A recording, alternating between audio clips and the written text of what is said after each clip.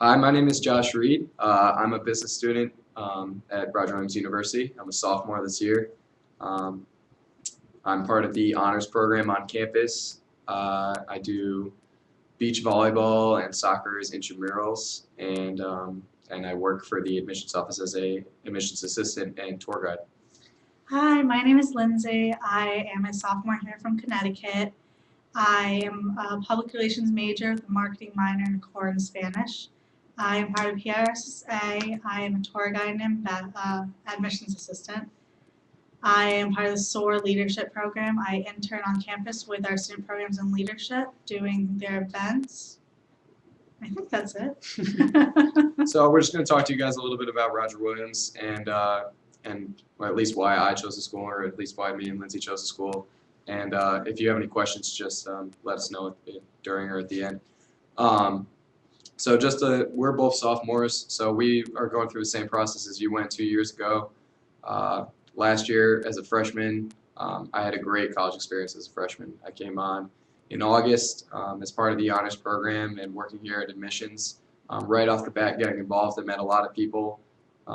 Getting involved is pretty huge at Roger Williams. I would say almost half the students are involved in some kind of club or organization or intramural sport. Like I said, I'm on two sports right now, and I do psychology club, ski and snowboard club. There's clubs for everything that you could think of. You do PRSSA, Yeah. which is Public Relations Society. It's for PR majors to network and build portfolios by talking to uh, all over the country. I know in winter intersession, I'm going to LA as part of the club and part of the major to network and do workshops over there with top PR firms. So just one of the many ways we get involved at the school. definitely. And with PRSSA, that's a more of a major based club, but they have stuff like that on campus. We have Delta Sigma Pi for business fraternity, which is more of an academic fraternity. So just meeting with people in the professional workplace and that type of thing. As far as residence life, I lived in Cedar Hall my freshman year, which is one of 4 freshman halls you could live in. You lived in Willow, Willow. which is much better than Cedar.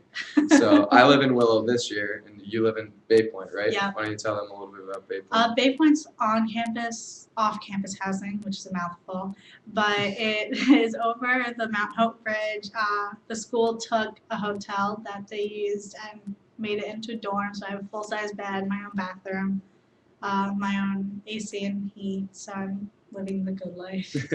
And at Willow, I chose Willow this year to stay on campus because I had the Cedar experience last year, so I wanted to try Willow this year. And while I may not have the full bed and the bathroom, which are nice, I walk out my back door of my triple and have my patio space, and then 10 more feet, I'm on the beach. So it doesn't get a lot better than that. So the housing here is really good, especially just starting out freshman year, and then each year it gets even better. But what else do you think? I don't know. Let's see, getting involved probably would be one of the main reasons why I came to the school.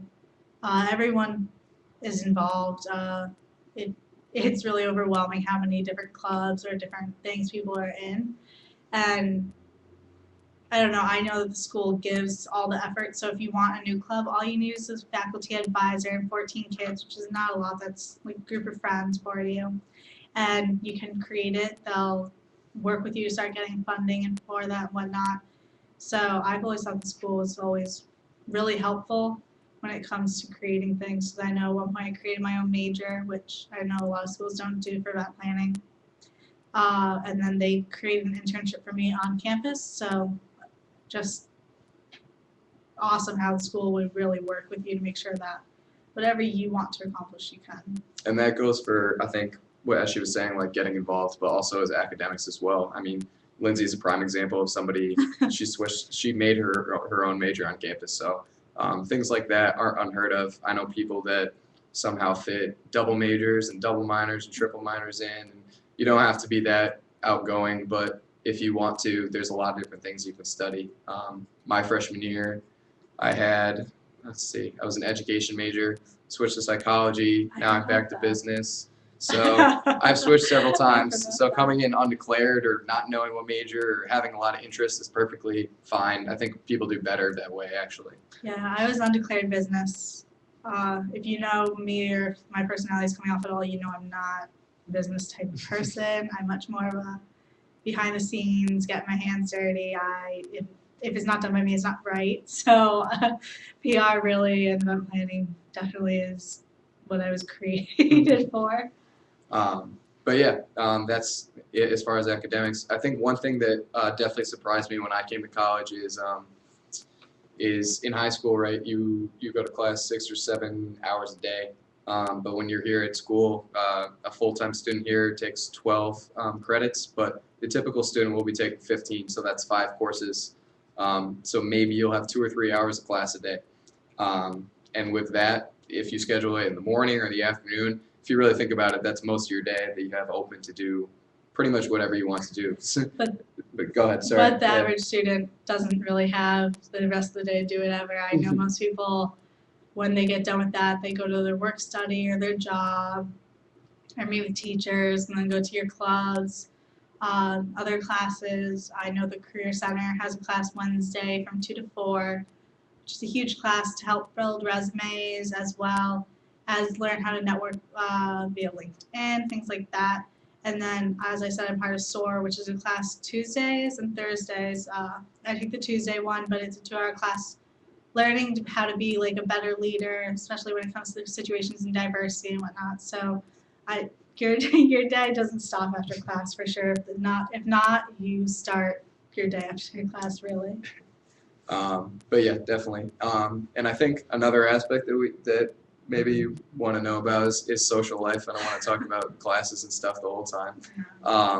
But when I was coming to campus, I toured maybe 10 or plus different schools. You toured a lot of schools too. Yeah, I have all the sweatshirts to prove that one. So. But all the different schools that I toured, you kind of find out a little bit more about their social life in a way. I went to a lot of bigger schools before I visited Roger Williams, and obviously you see the big party fraternity kind of lifestyle at some of these schools.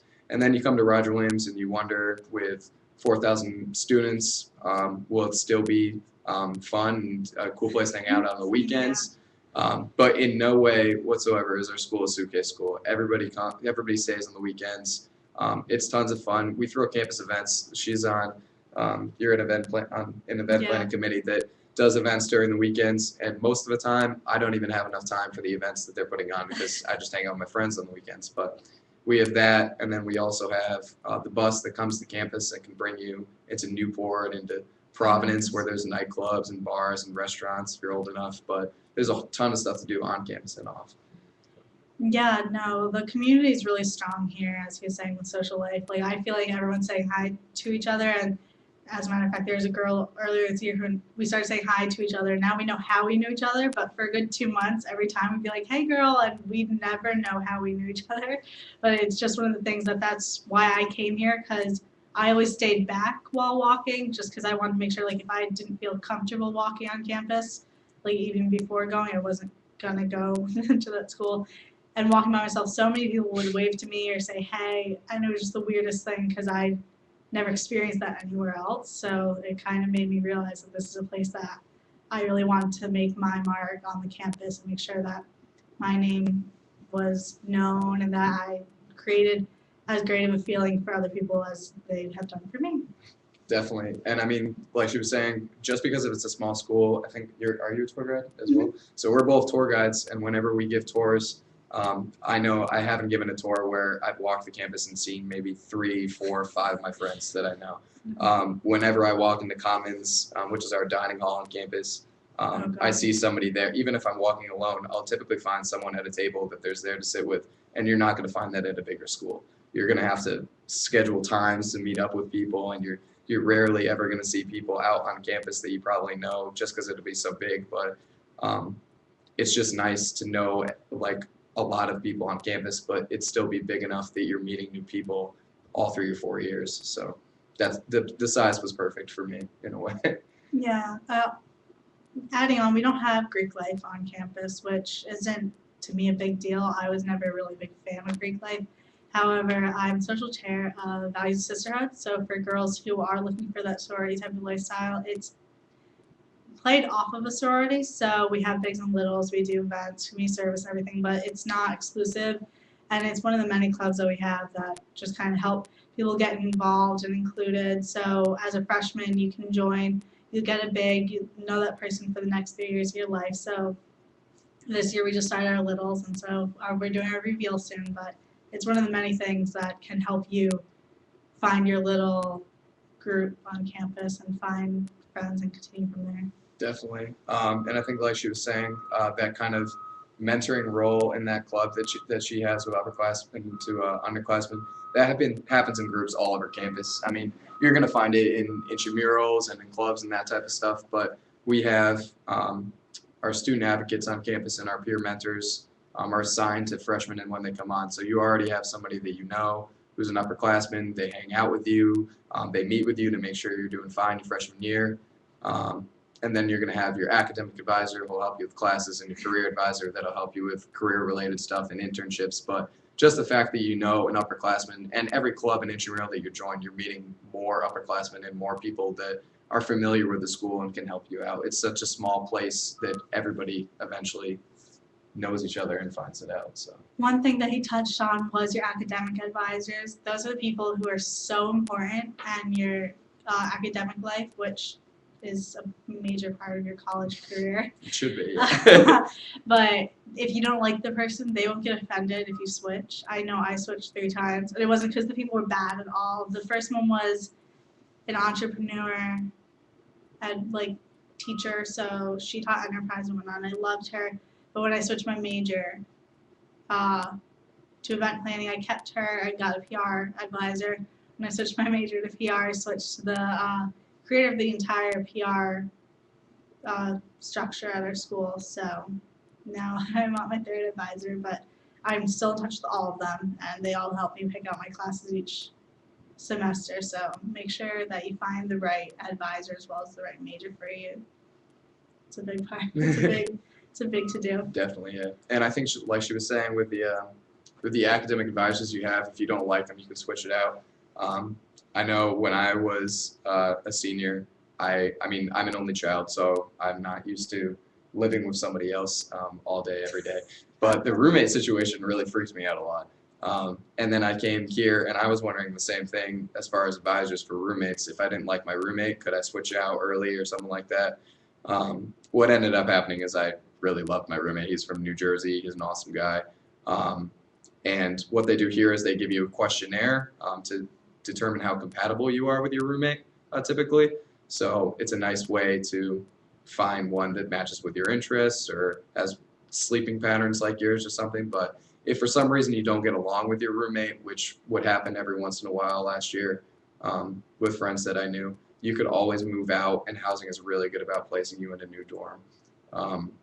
So you never really have to worry about that. Your RAs are pretty helpful in that area too, and just helping out with any questions that you might have about the campus. Yeah, I know last year I met mine through Facebook, which I don't stray away against I don't tell other people to stray away from that just because I say go with what the school does. They've been doing it for a while. Facebook, if you watch Catfish at all, you know people can be really shady over the internet.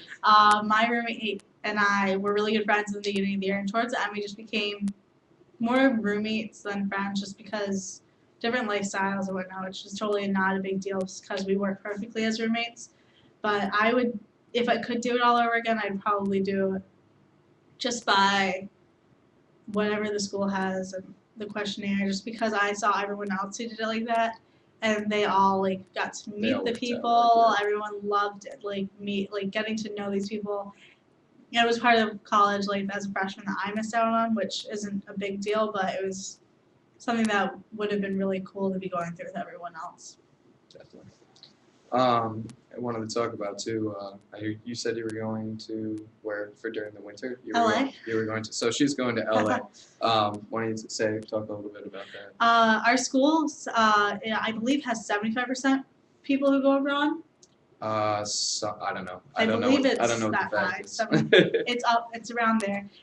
So we're going to LA as a public relations major. That's a trip that 12 people get to go on. We get to go to LA and network as well as take workshops hosted by the top PAR and event planning firms. Then from there, we get to go to the People's Choice Awards. So watch out for that That's one sweet. because Yeah. that's going to be amazing. But my advisor, Dr. Shelton, has now started talking to me about going abroad, which I know a lot of people in the admissions little group are abroad in London right now.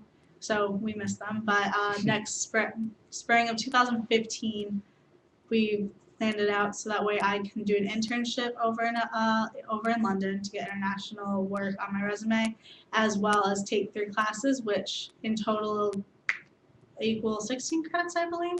So I won't be behind. I'll be able to finish out my marketing major or my marketing minor while I'm over there. So they have a lot of great opportunities, not only at this school, but they'll match you with another school if you want to go abroad or take any winter intersession classes. I know there are people who are going to London for a week and a half over the winter intersession, and it's the same amount of credits. It's a 1-class credit, but it's a great experience that you wouldn't get to have just being on our campus. Definitely. And the nice part about that, like you said about the intersessions, is over winter break, I mean, you can take a 3-credit course or just one course over the course of 2 or 3 weeks if maybe you're not comfortable with going abroad for a whole semester or something like that. And the same thing for the summer abroad programs. Some of them are just a month long or something like that, so you can do that too.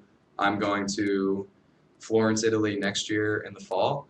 Really? Yep, as part of the business flagship program. Wow. So, yeah, not a lot of people know about that, but I just decided it this week, so it should be good. But yeah, I'm going to Italy in the fall and probably going to take some history classes over there to finish up my history minor.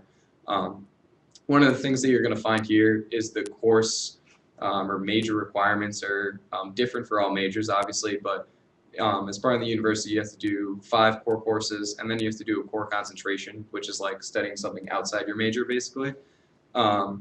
So for people that go abroad, they can usually fulfill that requirement with an international studies concentration. So a lot of people will go abroad and take culture-based classes. If I went to Florence, I would take Italian 100 and small business in Italy, and I think I'm taking photography in Italy next year, which should be pretty cool. And all those classes will fulfill my international studies concentration or minor or whatever it is, so that I'll be on the right track, hopefully. But yeah, I think that's pretty much it for study abroad. What else? The food here is really bomb. Yeah. There isn't a freshman 15 here though. It's all relatively healthy. We only get organic food as well as buy locally, so nothing in our cafeteria will be more than 150 miles away from this campus. So we're in a mildly small radius, and it's batch making. It's not just It's important. yeah, it's not just making it at 4 o'clock right before dinner and then heating it up. It's when you swipe your card, the cafeteria knows, and they'll start making it. So you might have to wait 5 minutes, but realistically, It's I'd rather worth it wait 'cause it's 5 fresh food. minutes for fresh food than have it be there when I get there, knowing it might have been cooked 3 hours ago. So. And if you're a big fan of seafood, we're right on the bay, so we have a lot of good seafood too. Oh yeah. But yeah, Commons is nice. I go to Upper all the time. I have an unlimited meal plan. But when you're a junior or senior, we have upperclassmen housing, and then those come with full living rooms, kitchens. So a lot of students will stay in their dorm to make their food and do that too. I wouldn't. I would still go to Commons because the food is really good. It depends on the night. I would cook dessert, so I guess I'd be living off that for a while. But there's a lot of different options you can do with meals, definitely. So, what else do you think? I don't think I have anything else. Anyone have any questions? Sure, we do actually have some questions. Okay. Awesome. Is there a place they can find where they can look for all the clubs and orgs we have? Yes, they can. If you go on Google and you search RW Student Programs and Leadership Clubs Organization List, it should all be there. And what about students with allergies in the dining commons? Do you want to answer it? Sure. You can add on, I guess. For students with allergies, we have, I mean, the chefs for the Bon Appetit catering company for us, they'll take into account your allergies and they'll usually cater it directly to you. We have gluten-free options. We have Vegetarian. yeah, we have the vegan and vegetarian options are actually really good here. My neighbor, or not my neighbor, I'm sorry, my neighbor in my unit is a vegetarian, and she goes in every day, and we have a specific station that has vegan and vegetarian food. So there's always that too. What else do they do? I know someone who is allergic to almost everything, which is so unfortunate. But I know she is. She's a junior now. She's become really close to the chef, so she'll text them being like, "Hi, I'm coming in about a half hour. What can we make?" And she'll pretty much order directly to the chef what to get. It's pretty awesome.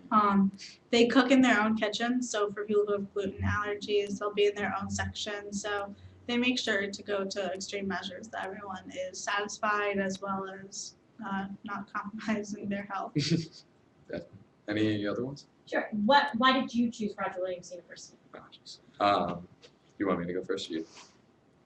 You tell me. All right. For me, for the reason that I came to Roger, I come from a big high school, like 28, 30-person classes, right?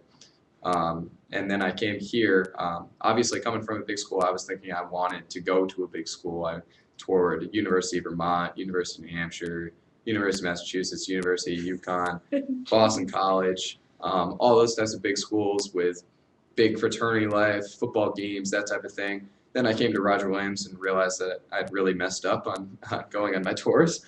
And I love the small school environment. I sat in on a class, which I encourage you to do if you can, and sat in on like a 14, 15-person class where the professor knew everybody by name and was asking them questions, and it was just a totally different environment from what I experienced in high school, and I realized that I didn't want another 4 years of high school at UConn or another place like that. So I came here.